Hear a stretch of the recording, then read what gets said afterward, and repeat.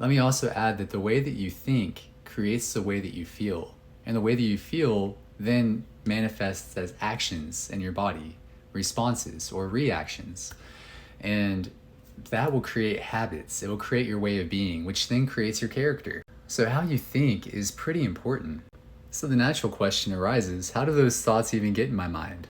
That's very complex because the mind is only a result of the brain activity. It's a result of the different circumstances, events, things like that that have come up in your life. Ever since you were born, everything has molded you and created you, made the habits that you do, the actions, the responses, the way that you speak, the language that you speak. It's the way that you see the world. And there's a fancy name for it. We can call it ego. Ego is how you're operating your mind. Because remember, you're not your mind. You're not your mind. Your mind is a process of the brain.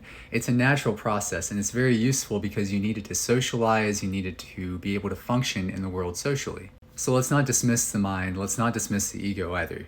But thoughts get in your mind as a result of the way that you've processed events and circumstances. So it's all about what you're telling yourself from what happened. You dropped your pen. Are you calling yourself an idiot? Believe it or not, that will stick with you. And you will eventually start telling yourself, I'm an idiot. I don't know anything. It's very important to watch the things that you tell yourself. And I'm not saying to have an inflated sense of ego that I'm the best, I'm the greatest, yada, yada, yada. Because it's important to also know that you do not know a lot of things. I don't know a lot of things. And there's so much freedom and so much grace in being able to say and understand, I do not know. So my challenge for you is to become conscious, because remember, the journey is from unconscious behavior to conscious behavior, from reaction to response, to understanding your responsibility is your ability to respond to life situation.